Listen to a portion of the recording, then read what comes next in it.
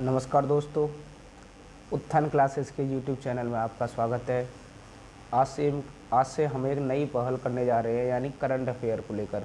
जो current affair में हमारा रिसोर्स क्या होगा, हमारा सोर्स होगा वो होगा विजन मैगजीन। यानी कि जो विजन मैगजीन का मंथली कंपाइलेशन आता है, उसमें जो टॉपिक दिए हुए होते हैं उनको हम एक एक करके देखेंगे। जैसे सबसे पहले उसमें जो सेक्शन दिया है वो दिया हुआ पॉलिटी का सेक्शन, यानी कि जो राज्य व्यवस्था होती है, इंडियन पॉलिटी होती है, इंडियन कॉन्स्टिट्यूशन होता है, उसके बारे में कुछ टॉपिक दिए हुए हैं सबसे पहले। और जिसमें सबसे पहला जो टॉपिक है वो दिया हुआ है केंद्रीय सूचना आयोग।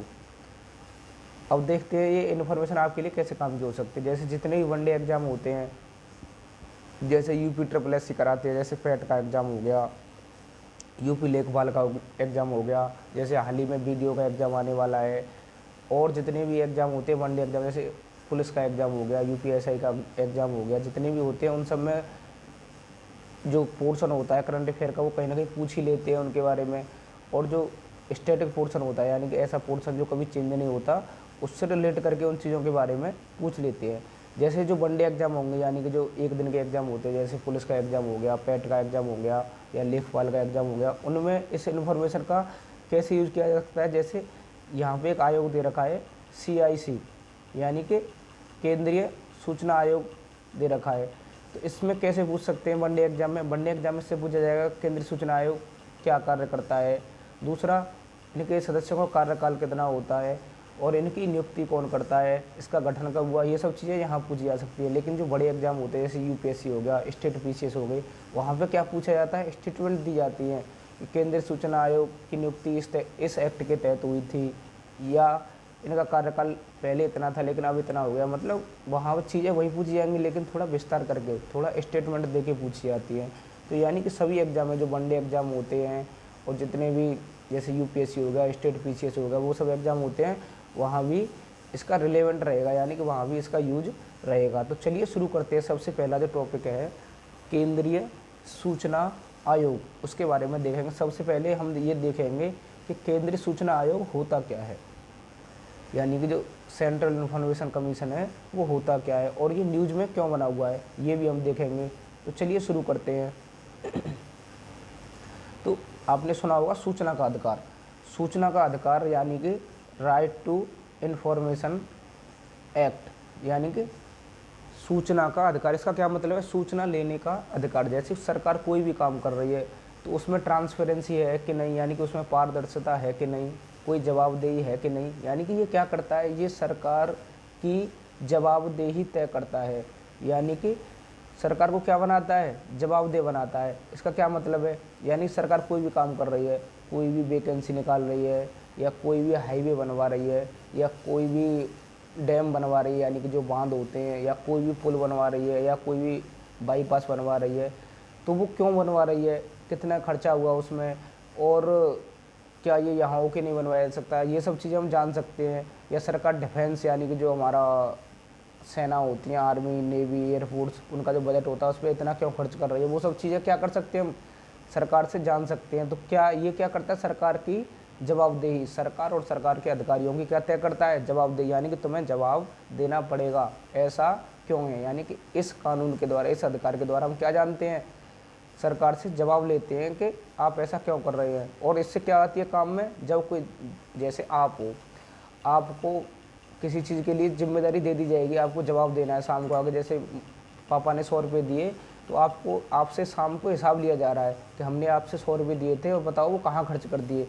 तो खुद ही सोचो, आप जवाबदेह हो जाओगे तो क्या आपके अंदर पारदर्शिता नहीं आएगी? यस, बिल्कुल आएगी।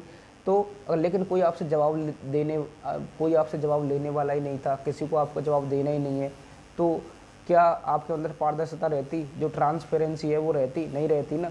तो इसलिए जब आप जवाबदेह बन जाओगे तो आप क्या हो जाओगे, आप पारदर्शी भी हो जाओगे, यानी कि आपके अंदर क्या आ जाएगी, ट्रांसपेरेंसी भी आ जाएगी। आप एक एक रुपया बहुत हिसाब से खर्च करोगे, क्योंकि आपको क्या लगेगा हर समय कि यार वहाँ पे जवाब देना है, वहाँ पे जवाब देना है। तो ये चीज़ें क्या करती हैं, हमें रेस्पॉन्सिबल बनाती हैं, और यही चीज़ें हमारे अंदर क्या लेकर आती है, ट्रांसपेरेंसी। तो जैसे मैंने अभी as a human being example देखा, ऐसे ही एग्जाम्पल फिट होता है सरकार के ऊपर। तो सबसे पहले सूचना का जो अधिकार है उसके बारे में बात कहाँ से चली, उस चीज़ों के बारे में हम देखेंगे, क्योंकि उसके सूचना का अधिकार देखने के बाद ही हम क्या देखेंगे, फिर हम देखेंगे केंद्रीय सूचना आयोग के बारे में। तो सूचना का अधिकार वर्तमान समय में जो कानून है, सूचना का अधिकार अधिनियम 2005, राइट टू इंफॉर्मेशन एक्ट 2005। तो इसकी चर्चाएं सबसे पहले कहाँ हुई थी, तो यहाँ पे बताया भी गया है, जैसे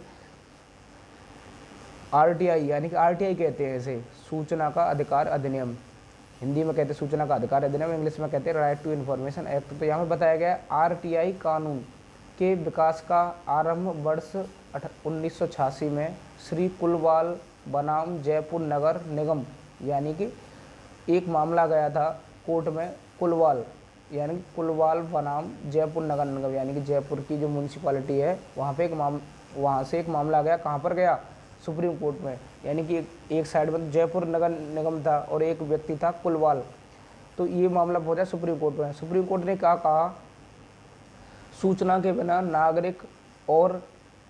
नागरिकों द्वारा वाक और अभिव्यक्ति की स्वतंत्रता का पूरी तरह से उपयोग नहीं किया जा सकता है। तो देखो क्या कह रहा है, यानी कि जैसे कि आपने मौलिक अधिकारों के बारे में हम जानते होंगे, यानी कि हमारे संविधान के भाग 3 में क्या दिए हुए हैं, मौलिक अधिकार दिए हुए हैं, और जो अनुच्छेद 12 से लेकर अनुच्छेद 35 तक दिए हुए हैं। तो उसी में एक अनुच्छेद आता है, अनुच्छेद 19, जो क्या बताता है, वाक एवं अभिव्यक्ति की स्वतंत्रता।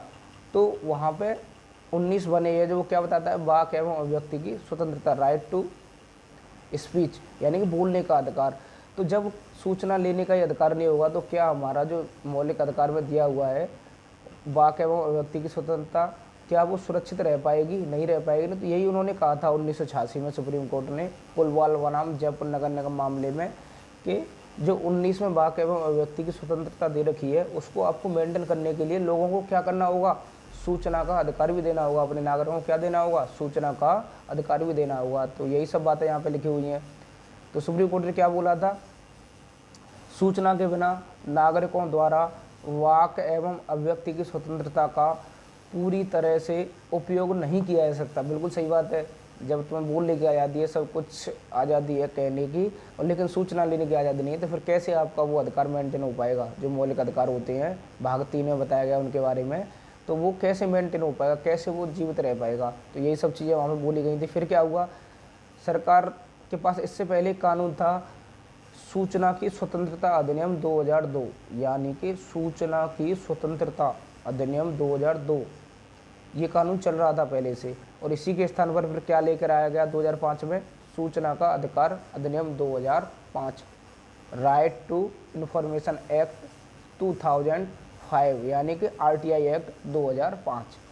तो ये लेकर आया गया। इसमें क्या करता है, ये आरटीआई अधिनियम नागरिकों को सशक्त बनाता है और लोक अधिकारियों, यानी कि जो पब्लिक सर्वेंट होते हैं, के कामकाज में पारदर्शिता और जवाबदेही को बढ़ाता है। यानी कि उनके कामकाज में क्या लेके आता है, ट्रांसपेरेंसी लाता है। जैसा कि मैंने अभी बताया था, जब आपको सूचना देनी होगी, जब आपको जवाबदेह हो जाएंगे तो आपके अंदर क्या आ जाएगी, पारदर्शिता आ जाएगी। लेकिन आज से पहले जो राजा महाराजा थे, जो राज करते थे, और उनके जो अधिकारी थे, क्या उनके अंदर जवाबदेही थी, क्या उनके अंदर पारदर्शिता थी। कोई राजा से पूछ ले, राजा जी आप ये महल क्यों बनवा रहे हैं, या आप ये मंदिर क्यों बनवा रहे हैं, तो राजा क्या जवाब देने के लिए तैयार रहते थे कि हाँ इसलिए बनवा रहे, इतने रुपये खर्चा हुआ है और ऐसे ऐसे बनवाएंगे, इससे ये फ़ायदा होंगे, नहीं देते थे।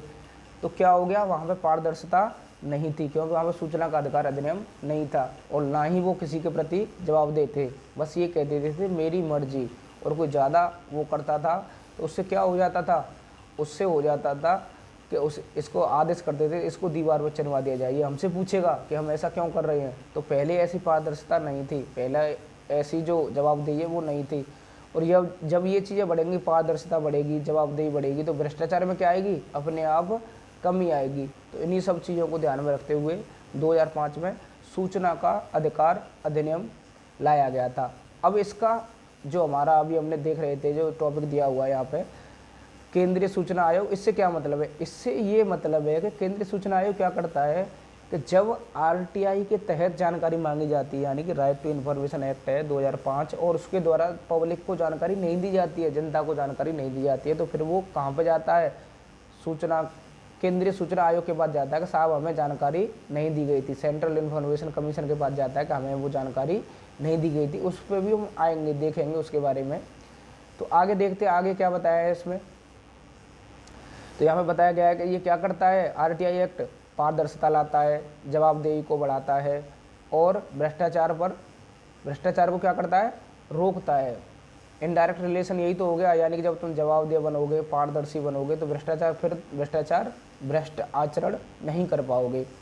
इस प्रकार यह हमारे लोकतंत्र को वास्तविक अर्थों में जनता के लिए काम करने के योग्य बनाता है। यानी कि क्या कह रहा है ये, इस प्रकार ये हमारे लोकतंत्र को वास्तविक अर्थों में जनता के लिए काम करने योग्य बनाता है। यानी कि जो हमारा लोकतंत्र है, जनता का शासन है, उसको क्या बनाता है, वास्तविक अर्थों में जनता के लिए काम करने योग्य बना देता है। यानी कि जब सरकार जवाबदेह होगी, मंत्री जवाबदेह होंगे, अधिकारी जवाबदेह होंगे, तो फिर तो भ्रष्टाचार करने की उम्मीद ही नहीं रह जाएगी। फिर क्या बताया यहाँ पे, आरटीआई एक्ट 2005 के अनुसार, एक्ट कहते हैं अधिनियम को इंग्लिश में और हिंदी में कहते हैं अधिनियम, के अनुसार केंद्रीय सूचना आयोग यानी कि सेंट्रल इंफॉर्मेशन कमीशन और केंद्रीय आयोग का वेतन पहले बताया। यानी कि जो 2005 का जो अधिनियम था उसमें क्या प्रावधान थे कि उनके जो वेतन और भत्ते थे वो क्रमशः मुख्य चुनाव आयुक्त यानी कि जो चुनाव कराते हैं उनका एक अधिकारी होता है, चीफ इलेक्शन कमिश्नर, मुख्य चुनाव आयुक्त और अन्य चुनाव आयुक्तों के बराबर होते थे।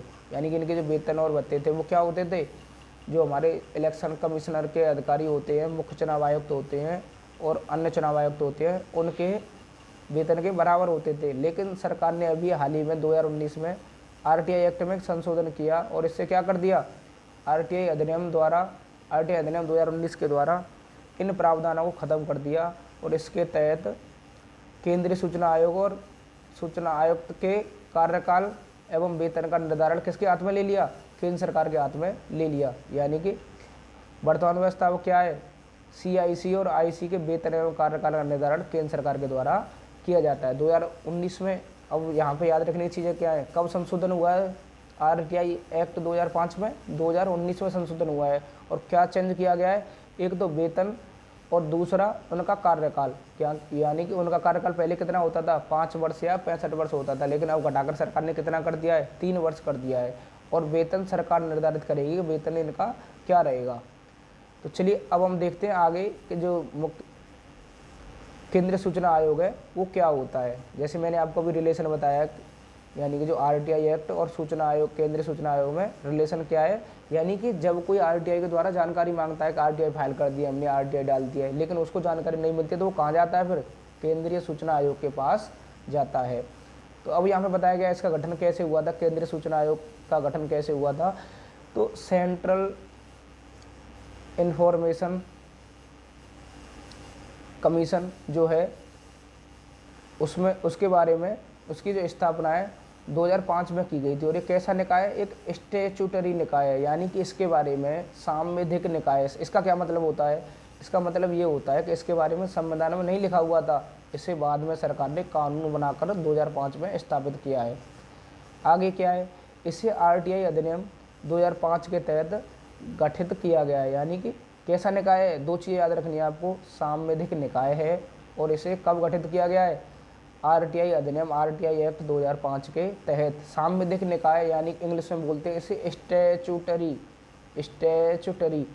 बॉडी है, स्टैट्यूटरी बॉडी है, इंग्लिश में बोलते हैं इसे ऐसा निकाय जो संविधान में पहले से नहीं था। जैसे हमारा वित्त आयोग है, चुनाव आयोग है, क्या ये सांविधिक निकाय होंगे, नहीं होंगे। ये कैसे निकाय है, संवैधानिक निकाय हैं, कॉन्स्टिट्यूशनल बॉडी हैं। क्यों, क्योंकि इनके बारे में संविधान में वर्णन किया गया है। क्योंकि वित्त आयोग के बारे में अनुच्छेद 280 बताता है और इलेक्शन कमीशन है उसके बारे में अनुच्छेद 324 बताता है। तो ये सब चीज़ें कहाँ दी हुई हैं, संविधान में दी हुई हैं, इसलिए इनको क्या कहा जाता है, संवैधानिक निकाय कहा जाता है, कॉन्स्टिट्यूशनल बॉडी कहा जाता है।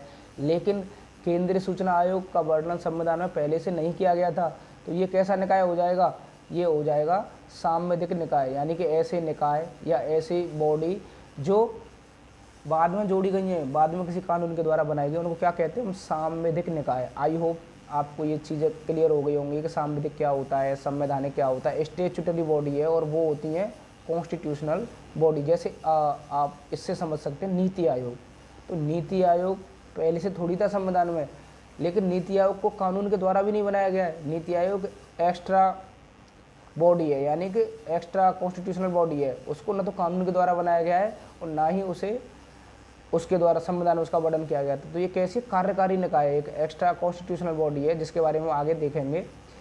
अब देखो इसमें क्या बताया गया है। इसको 2005 के तहत गठित किया गया था। सभी केंद्रीय लोक प्राधिकारी आयोग के अधिकार क्षेत्र के अंतर्गत आते हैं, यानी कि इसी आयोग के अंतर्गत जो भी केंद्रीय पब्लिक सर्वेंट होते हैं, सेंट्रल पब्लिक सर्वेंट होते हैं, वो सब किसके अंतर्गत आते हैं? केंद्रीय सूचना आयोग के अंतर्गत आते हैं। और राज्यों के जो अधिकारी होते हैं वो राज्य सूचना आयोग, स्टेट इन्फॉर्मेशन कमीशन के अंतर्गत आते हैं। अब क्या है इसमें बताया कितने सदस्य होते हैं। इसमें मुख्य सूचना आयुक्त और अधिकतम 10 सूचना आयुक्त हो सकते हैं, यानी टोटल कितने हो सकते हैं मेंबर? 11 हो सकते हैं, जिसमें एक क्या होगा? मुख्य सूचना आयुक्त होगा, और 10 कैसे होंगे? अन्य सूचना आयुक्त हो सकते हैं, यानी कि अधिकतम 10। अब इनकी नियुक्ति कैसे होती है? सबसे इम्पोर्टेंट क्वेश्चन जो वनडे एग्जाम में भी पूछा जा सकता है, इनकी नियुक्ति कौन करता है और कैसे की जाती है इनकी नियुक्ति। और यूपीएससी और स्टेट पीसीएससी एग्जाम होते हैं, वहाँ तो स्टेटमेंट दे देते हैं कि जो कमेटी होती है जो नियुक्ति करती है उसमें कौन कौन शामिल होता है, इस तरह। तो यहाँ पे लिखा हुआ है इन सभी की नियुक्ति राष्ट्रपति द्वारा एक नियुक्त समिति की सिफारिश पर की जाती है, यानी राष्ट्रपति एक कमेटी बनाते हैं, कमेटी की नियुक्ति करते हैं, जिसका अध्यक्ष कौन होता है? प्रधानमंत्री होता है। तो वो कमेटी बनाई है, जो समिति बनाई है, वो जो सिफारिश करेगी उसको क्या बनाया जाएगा? इनका मेंबर बनाया जाएगा। तो इस कमेटी में कौन कौन होता है? प्रधानमंत्री होते हैं, जो कमेटी के अध्यक्ष होते हैं। लोकसभा में विपक्ष का नेता, यानी लोकसभा में विपक्ष का जो नेता होता है वो क्या होता है? इसका सदस्य होता है। जैसे कि आपको पता होगा, यानी जिस पार्टी के पास 10% सीटें होती हैं, जैसे 545 है वर्तमान समय में लोकसभा की स्ट्रेंथ, तो 10% जिसके पास होंगी, यानी कि 54-55 सीटें जिसके पास होंगी, वो क्या हो जाएगा? विपक्ष का नेता बनने के योग्य हो जाएगा। तो यहाँ पे क्या कह रहा है ये? प्रधानमंत्री इसमें होंगे, लोकसभा में विपक्ष का नेता होगा, और प्रधानमंत्री द्वारा नामित एक केंद्रीय कैबिनेट मंत्री, यानी कि प्रधानमंत्री किसी को अपॉइंट करेंगे केंद्रीय कैबिनेट मंत्री को, जैसे अमित शाह हैं जो गृह मंत्री हैं, राजनाथ सिंह हैं जो रक्षा मंत्री, उनमें से किसी को भी, निर्मला सीतारमण है जो वित्त मंत्री हैं, किसी को भी ले सकते हैं इस कमेटी में। तो 3 लोग होते हैं, प्रधानमंत्री जो कमेटी के अध्यक्ष होते हैं, लोकसभा में विपक्ष का नेता जो मैंने अभी बताया 10% जिसके सीटें जिसके पास होती है, वो क्या हो जाता है? विपक्ष का नेता बनने के योग्य हो जाता है। और प्रधानमंत्री द्वारा नामित एक केंद्रीय कैबिनेट मंत्री, और ये क्या करते हैं? ये सिफारिश किसको करेंगे? राष्ट्रपति, यानी कि राष्ट्रपति को सिफारिश करेंगे, फिर राष्ट्रपति उनकी नियुक्ति करेगा। और सबसे ज़रूरी बात यहाँ पे क्या लिखी हुई है कि CIC पुनर्नियुक्ति के पात्र नहीं होता है, यानी कि इसके जो मेंबर होते हैं उनका अपॉइंटमेंट दोबारा नहीं हो सकता, यानी कि एक बार तुम इसके सदस्य अध्यक्ष बन सकते हो, उसके बाद तुम इसके दोबारा इसके लिए खड़े नहीं हो सकते। जैसे राष्ट्रपति के लिए दोबारा खड़े हो सकते हैं, प्रधानमंत्री के लिए दोबारा खड़े हो सकते हैं, लेकिन यहाँ पे ऐसा नहीं है। CIC पुनर्नियुक्ति, रीअपॉइंटमेंट के बारे में क्या किया गया है? मना किया गया है। यहाँ पर रीअपॉइंटमेंट नहीं होता। सबसे ज़रूरी इन्फॉर्मेशन है जो आपको याद रखनी है यहाँ पे। अब यहाँ पे फिर वही बात बताई गई है कि जो 2019 का संशोधन किया गया था RTI एक्ट में, RTI एक्ट द्वारा से रिमाइंड करेंगे हम, RTI एक्ट सूचना का अधिकार अधिनियम 2005 में संशोधन कब किया गया? 2019 में संशोधन किया गया। तो यहाँ पर बताया गया है RTI अधिनियम 2019 और उसके तहत बनाए गए नियमों के द्वारा इन्फॉर्मेशन कमिश्नर्स का कार्यकाल घटाकर 3 वर्ष कर दिया गया है, यानी कि उनका कार्यकाल कितना कर दिया है? 3 साल कर दिया है, जो कि पहले कितना होता था? पहले होता था 5 वर्ष, और निश्चित जो कार्यकाल था 5 वर्ष या 65 वर्ष, जो भी पहले पूरा हो वो चीज़ें लिखी हुई थी। अब कितना कर दिया? कार्यकाल 3 कर दिया है। तो जैसे बताया भी गया यहाँ पे, इससे पहले 2005 के अधिनियम में उनके लिए 5 वर्ष का निश्चित कार्यकाल, 65 वर्ष की सेवानिवृत्ति की आयु इसमें निर्धारित की गई थी, यानी कि या तो 65 वर्ष की आयु पूरी हो जाए या कार्यकाल कितना हो जाए? 5 वर्ष का हो जाए। और इस अधिनियम में क्या कहा गया है? यह प्रावधान इसलिए किया गया था ताकि सूचना आयुक्त अपनी नौकरी खोने के भय के बिना प्रशासन के उच्च अधिकारियों के संदर्भ में भी अपनी शक्तियों का उपयोग कर सकें, यानी कि ज़्यादा लंबी नौकरी रहेगी तो उनको लालच रहेगा कि हमें 5 साल तक रहना है, लेकिन अब इनका कार्यकाल क्या कर दिया, 3 साल करते हैं, वो अच्छे से अपना काम निपटा सकें। अब देखते हैं हम केंद्रीय सूचना आयोग के कार्य, यानी कि सेंट्रल इन्फॉर्मेशन कमीशन के कार्य क्या होते हैं। जैसे कि मैंने बताया था आपको, ये क्या करती है, आरटीआई के तहत जो सूचना मांगी जाती हैं, अगर वो सूचना नहीं दी जा रही है तो उन पर कार्रवाई करती है। तो देखो यहाँ बताया गया है, किसी मामले में जांच करते समय सीआईसी के पास वही शक्तियाँ होती है जो निम्नलिखित मामलों में सिविल प्रक्रिया संहिता सिविल प्रोसीजर कोड 1908 के तहत अन्य किसी जुडिशल बॉडी या न्यायालय के पास होती है, सिविल न्यायालय के पास होती हैं। तो ये चीज़ें हमें बताई गई, यानी कि जो सिविल न्यायालय क्या होते हैं, जो सिविल मामलों को निपटाते हैं, तो उनके पास जो शक्तियाँ होती हैं यही इनके पास होती हैं जो सिविल प्रक्रिया संहिता 1908 के तहत सिविल न्यायालयों को दी गई हैं। जैसे क्या होती हैं शक्तियाँ, किसी व्यक्ति को समन करना यानी कि उनको बुलाने का अधिकार और उसे उपस्थित होने के लिए बाध्य करना। तो किसी व्यक्ति को समन करना यानी कि उनको बुलाया जाएगा, आप यहाँ आइए, और उसे उपस्थित होने के लिए क्या किया जाएगा, बाध्य किया जा सकता है। जैसे तो सिविल कोड करते हैं। और शपथ पर मौखिक या लिखित साक्ष्य देने और दस्तावेज या अन्य चीज़ें पेश करने के लिए किसी व्यक्ति को विवश करना, यानी कि उसको समन किया जा सकता है, उसे उपस्थित होने के लिए बाध्य किया जा सकता है। साथ ही शपथ पर मौखिक या लिखित साक्ष्य देने, यानी कि जो शपथ पत्र है उसमें मौखिक या लिखित साक्ष्य देने, दस्तावेज देने के लिए किसी व्यक्ति को विवश किया जा सकता है। जो कि कौन करते हैं, यही कार्य करते हैं हमारे सिविल कोर्ट होते हैं। कोर्ट भी तो यही करते हैं। फिर और क्या कार्य हैं इसके, दस्तावेजों के प्रकटीकरण और निरीक्षण की अपेक्षा करना, यानी कि दस्तावेज हैं उनको प्रकट किया जाए, उनका निरीक्षण भी करा सकता है। जो केंद्रीय सूचना आयोग है वो निरीक्षण भी करा सकता है। शपथ पत्र साक्ष्य प्राप्त करना, ये अभी हमने देखा था। किसी न्यायालय या कार्यालय से कोई लोक अभिलेख या उसकी प्रतियां मंगाना, यानी किसी भी कोर्ट से कहीं उसका केस चल रहा है या कोई भी जानकारी है उसको मंगाया जा सकता है, ये मंगा सकता है।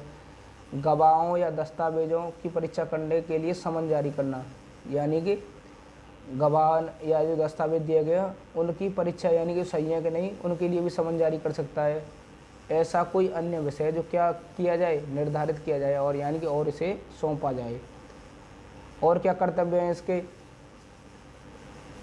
सीआईसी के अनुसार यह कर्तव्य है कि वह निम्नलिखित किसी ऐसे व्यक्ति से शिकायत प्राप्त करे और उसकी जांच करे जिसे मांगी गई किसी जानकारी को देने से इनकार कर दिया गया। यानी कि मैंने अभी बताया था आपको सबसे पहले, यानी कि जब कोई व्यक्ति आरटीआई फाइल करके आरटीआई डाल के कोई जानकारी मांगता है और सरकार उसे जानकारी नहीं दे रही है, तो वो व्यक्ति कहाँ जा सकता है, केंद्रीय सूचना आयोग के पास जा सकता है। तो जिससे मांगी हुई जानकारी देने के लिए सरकार ने इनकार कर दिया, यानी कि ऐसे व्यक्ति संपर्क करे जिसे मांगी हुई जानकारी देने से इनकार कर दिया। ये क्या देखता है, आरटीआई देखता है कि आरटीआई के तहत जो शिकायतें आ रही हैं उनका निपटारा हो रहा है कि नहीं, अगर नहीं हो रहा है तो क्यों नहीं हो रहा है, जिसे निर्धारित समय सीमा के अंदर सूचना तक पहुंच के लिए उसको बढ़ाया जाए। ये सब चीज़ें यहाँ पे बताई गई हैं।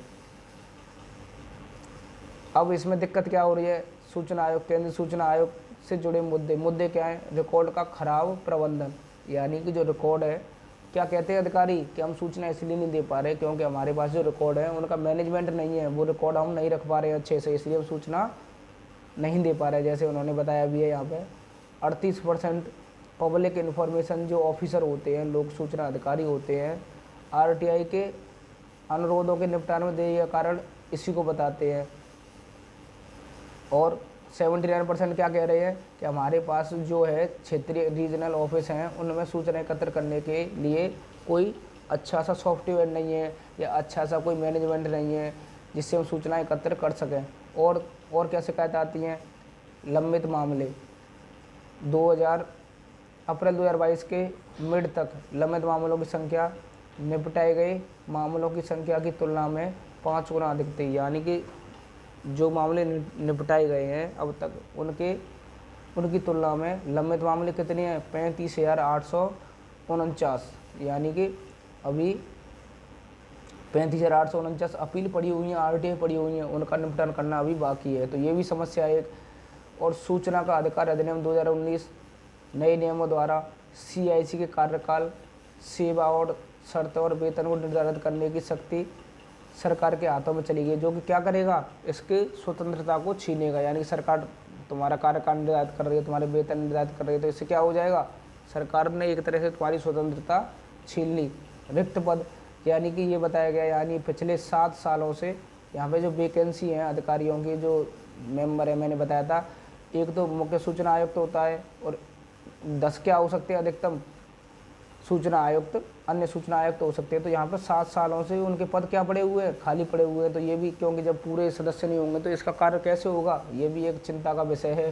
दूसरा है प्रशिक्षण की कमी, यानी कि जो पब्लिक इन्फॉर्मेशन ऑफिसर्स होते हैं उनकी नियुक्ति से पहले उनको इस प्रकार का कोई भी ट्रेनिंग या प्रशिक्षण नहीं दिया जाता कि ऐसी सूचना आएंगी तो आपको कैसे जानकारी देनी है, कैसे क्या करना है, उन चीज़ों के बारे में कोई प्रशिक्षण ही नहीं दिया जाता। तो यहाँ पे सॉल्यूशन ही बताया गया है। जैसे जब आंसर राइटिंग होती है, कुछ भी होता है, तो वहाँ पे बताया जाता है आगे की राह, वे फॉरवर्ड क्या होना चाहिए। तो जैसे यहाँ पे बताया गया है, रिकॉर्ड का प्रबंधन किया जाए, यानी कि जो रिकॉर्ड है उसको कैसे मैनेज करना है, उसका मैनेजमेंट कैसे बना के रखना है, प्रबंधन कैसे करना है, उन सब चीज़ों पर ध्यान दिया जाए। और जो PIO हैं, पब्लिक इन्फॉर्मेशन ऑफिसर हैं, लोग जो पब्लिक इन्फॉर्मेशन ऑफिसर है उनको ट्रेनिंग दी जाए अच्छे से कि आपको कैसे कैसे जानकारी देनी है, और जागरूकता फैलाई जाए, यानी कि अवेयरनेस फैलाई जाए। अवेयरनेस क्या, रेडियो के द्वारा, टेलीविज़न के द्वारा, प्रिंट मीडिया, यानी कि प्रिंट मीडिया अखबार होते हैं उनके द्वारा, कि आपको जानकारी लेनी है, आपको कोई जवाब नहीं मिल रहा है तो आप यहाँ जाइए, हमारे पास आइए, यानी कि केंद्रीय सूचना आयुक्त के पास जाइए, केंद्रीय सूचना आयोग के पास जाइए। तो रेडियो के द्वारा ये न्यूज़ चलाई जाए, टेलीविज़न के द्वारा, प्रिंट मीडिया अखबारों में ये चीज़ें निकाली जाएँ समय समय पर। और क्षेत्रीय भाषाओं में RTI फाइल करने का अधिकार दिया है, यानी हिंदी में जो जहाँ का है। जैसे कि आपको पता होगा भारतीय संविधान की 8वीं अनुसूची में कितनी भाषाएं हैं, 22 भाषाएं हैं। तो 22 भाषाओं के अंतर्गत इसको जारी करने का अधिकार दिया जाए और तुरंत क्या किया जाए, उनका निपटारा करने की कोशिश की जाए। तो ये सब चीज़ें यहाँ पे बताई गई हैं। और भी एक इन्फॉर्मेशन दी हुई है यहाँ पे, जैसे और सरकार के द्वारा क्या क्या पहले की गई हैं। ऑनलाइन पोर्टल चलाए गए हैं RTI दायर करने के लिए, और गवर्नेंस शुरू किया गया है सरकार के द्वारा। और अभी 2009 में national federation of information commission of India का गठन किया गया। ये क्या करता है, सबसे इम्पोर्टेंट लाइन जो UPSC या स्टेट PCS पूछ भी सकते हैं, ये है national federation of information commission of India क्या करता है। इसका गठन 2009 में किया गया है, जो वनडे एग्जाम में पूछा जा सकता है। ये क्या करता है, केंद्रीय सूचना आयोग और राज्य सूचना आयोग। ये क्या है, राज्य सूचना आयोग, यानी कि ऐसे ही केंद्र सरकार में होता है, ऐसे ही राज्यों के तहत जो RTI फाइल की जाती है उनकी जानकारी के लिए भी क्या होता है, राज्यों में राज्य सूचना आयोग होता है। तो उन दोनों के बीच में कोऑर्डिनेशन कैसे बना के रखना है, उन दोनों के बीच में समन्वय कैसे बना के रखना है, वो सब चीज़ें इसके द्वारा देखी जाती है। तो उन चीज़ों पर अच्छे से ध्यान दिया जाए। और जो RTI एक्ट 2019 में संशोधन किए गए हैं, अधिक व्यवस्थित और उनको क्या बनाया गया है, संस्थागत बनाया गया है। यानी कि ये बताया गया है कि और सरकार के द्वारा क्या प्रयास किए गए हैं, उनको और अच्छे से काम हो सके, इन चीज़ों के बारे में ध्यान दिया गया है। तो अब हम देखेंगे, थोड़ा ब्रीफ में देखेंगे इसमें हमने क्या क्या देखा। हमने सबसे पहले देखा उसके कार्यकाल के बारे में, यानी केंद्रीय सूचना आयोग क्या होता है। केंद्रीय सूचना आयोग को शक्ति कहाँ से मिलती है, सूचना के अधिकार अधिनियम 2005 के द्वारा इसको शक्ति मिलती है। और सूचना का अधिकार के अधिनियम का विकास कैसे हुआ, ये भी अभी हमने देखा था, 2005 में उसका विकास हुआ था। जो RTI आप फाइल करते हैं, RTI डालते हैं। और RTI क्यों डाली जाती है, ताकि पब्लिक सर्वेंट होते हैं, लोक सेवक होते हैं या सरकार होती है, उसको जवाबदेही बनाने के लिए। और जब सरकार जवाबदेही बन जाएगी तो उसके अंदर क्या आ जाएगी, पारदर्शिता आ जाएगी। और जैसे ही पारदर्शिता आएगी धीरे धीरे क्या हो जाएगा, भ्रष्टाचार कम होता जाएगा। और इन्हीं चीज़ों में अगर कोई जानकारी नहीं देता है तो उन सब के लिए एक आयोग होता है, केंद्रीय सूचना आयोग केंद्र सरकार का, और राज्य सूचना आयोग राज्य सरकार का। तो फिर उसमें देखा था इसके सदस्यों का कार्यकाल कितना होता है। जैसे हमने देखा था पहले इनका कार्यकाल कितना था, 5 वर्ष या 65 वर्ष होता था, लेकिन अब घटाकर कितना कर दिया है, 3 वर्ष कर दिया है। और भी चीज़ें क्या हैं, फिर हमने देखे थे इनकी नियुक्ति किसके द्वारा की जाती है, सबसे ज़रूरी राष्ट्रपति के द्वारा। और राष्ट्रपति अपने मन से नहीं करता है, इनकी नियुक्ति एक कमेटी बनाई जाती है राष्ट्रपति के द्वारा। उस कमेटी में कौन कौन होते हैं, प्रधानमंत्री होता है, लोकसभा में विपक्ष का नेता होता है, और प्रधानमंत्री जिस कैबिनेट मंत्री को नियुक्त करें वो होता है। 3 सदस्य होते हैं, प्रधानमंत्री, लोकसभा में विपक्ष का नेता और प्रधानमंत्री के द्वारा नामित किया हुआ कोई अन्य कैबिनेट मंत्री, जो कि प्रधानमंत्री इसका हेड होता है। यह कमेटी क्या करती है, सिफारिश करती है कि इसको बना दिया जाए। तो राष्ट्रपति उनको मुख्य सूचना आयुक्त और अन्य सूचना आयुक्त बना देते हैं। और भी चीज़ें थी इसमें, जैसे कि कितने सदस्य होते हैं इसमें सदस्य होते हैं, एक तो मुख्य सूचना आयुक्त होता है और अधिकतम 10 क्या हो सकते हैं, अन्य सूचना आयुक्त हो सकते हैं। उन सब चीज़ों के बारे में हमने देखा था, जो आप इन फैक्ट को याद रख सकते हैं। और इनके पास शक्ति जो होती है वो कैसी होती है, सिविल कोड के बराबर होती है। और सिविल कोड को कहाँ से शक्ति मिली हुई है, सिविल प्रक्रिया संहिता, सिविल प्रोसीजर कोड 1908 के द्वारा मिली हुई है, जिसके द्वारा वो समन करता है, किसी को उपस्थित होने के लिए बाध्य करता है। तो ये सब चीज़ें आपकी समझ में आई होंगी, यानी कि मुख्य सूचना, केंद्रीय सूचना आयोग क्या होता है, सूचना का अधिकार अधिनियम में क्या रिलेशन होता है। यानी सूचना के अधिकार अधिनियम के द्वारा आप जानकारी मांग सकते हैं वहाँ से, अगर जानकारी नहीं मिलेगी तो उसका वो शिकायत कहाँ पर जाएगी, केंद्रीय सूचना आयोग के पास जाएगी। यानी केंद्रीय सूचना क्या है, एक छड़ी लेकर बैठा है, एक डंडी लेकर बैठा है, यानी कि ऐसे कहोगे आप, एक रोल लेकर बैठा है, उनके ऊपर जो आरटीआई वाले हैं कि आरटीआई में जानकारी क्यों नहीं दे रहे हैं, उन पर शिकंजा कसने के लिए ये बैठा हुआ है। तो आशा करता हूँ आपको ये चीज़ें अच्छे से समझ में आई होंगी। फिर मिलेंगे हम नेक्स्ट वीडियो में, जिसमें हमारा टॉपिक होगा न्यायिक जवाबदेही। Thank you.